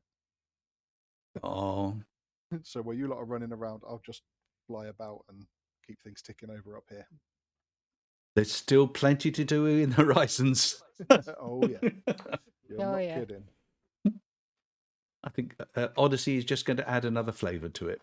So, and in the same way that Horizons added planetary landing, you could manage without it, but it's a little richer with planetary landing. This Odyssey adds even more. Yeah, it did. I mean, I was a little worried about Odyssey, to be perfectly honest. I thought it was going to try and turn it into sort of space COD, But from what I hear from... There were very few fish in the game I played. Okay, you just walk around, shoot them up like so many other games. But from what I've heard from friends that have played it, they're saying it doesn't feel like that. So whatever they've done to it, they must have done it really well for it to still keep its eliteness. It still links in with everything you're doing. I'm looking forward to doing things like trading and stuff. So there's still a lot more to come, I think. Yeah, definitely. It's not a done and dusted game yet, is it? No. Brilliant. Well, that's all I've got. So thank you to everyone who's been on the Banter Bus. The anniversary tour. There are still spaces left for anyone else who wants to come out of us. I may get there one day. We've got another 3 left, and that's it. And then we're done. And then we'll resurrect it again in a year's time. Smashing. So, thank you very much. Thank you very much. Okay, if we crew, let's move ourselves back up before we say goodbye, and I will put the green room feed back in so that everybody in the green room can hear everyone except me. And off we jolly well go.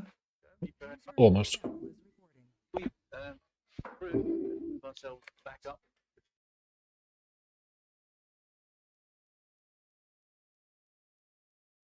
Bye. I moved you. Got moved. You did. I've never been so moved. No. Right, well, so apart from filling the up here. Yeah, I hope you're not wearing any of those wool undies. Right. It's rubber pants. Oh, that's good. Well, that was an interesting show, and I've no idea what the recording's going to sound like, but it'll be seamless. Seamless, absolutely. By the time I've finished, it'll be Considering seamless. we've had a green room as well, it's under 2 hours. Yeah. I'm saying nothing about the number of people who aren't here, so that would be rude of me. Yeah. Yeah. But talking for England, anyway. I'm Harry. Yes. And St. George. Thank cry. Yes. Okay. I'm going to think. Well, I think we're nearly done then, aren't we? Because I'll say my glass is empty, and I've got this stuff I've got to do. So I think we're quite. I think I might leave that till tomorrow. I think we're almost down just to the very last thing on the agenda, which is for Aemilia to lead us in a chorus of For the mug! For the mug! For the mug! For the mug! For the mug.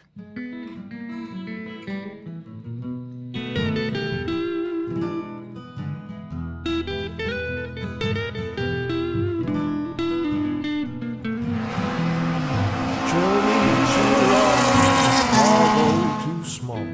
Profit margins never really mattered at all. We're gonna take the cargo where it's needed today. Super cruising all across the Milky Way. We're taking anything, anytime, anywhere. Loading all the teen out to the brim with the rest for the more. For the more. For the more. For the more. Yeah, you know just where we're coming from. For the more. For the more. For the more. For the more. Yeah, everybody sing the trucker song.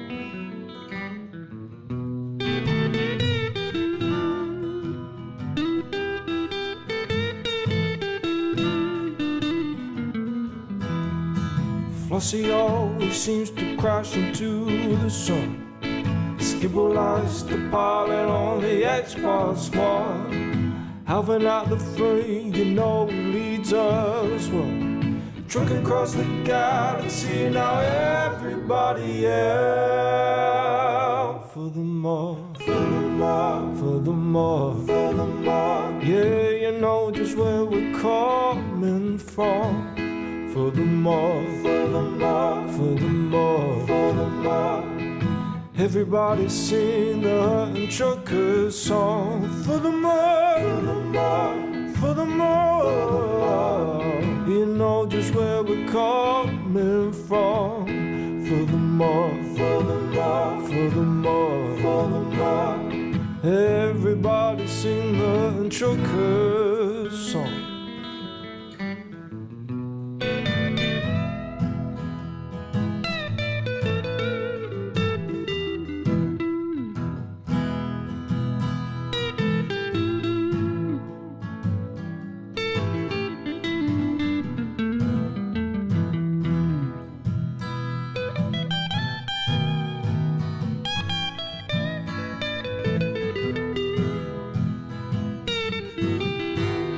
So give me a large path that I can land on, and I'll give you cargo and sing you my song.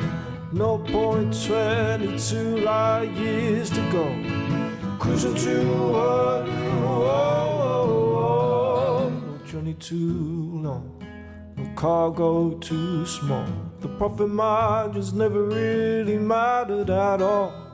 We're gonna take the cargo where it's needed today. super cruising all across the Milky Way. We're taking anything, anytime, anywhere. So shout it out loud like you don't even care. For the more, for the more, for the more, for the more. Yeah, you know just where we're coming from. For the more, for the more, for the more. Everybody sing the Hutton Trucker song. For the more, for the more, for the more. Yeah, you know just where we're coming from. For the more, for the more, for the more. Everybody sing the Hutton Trucker song.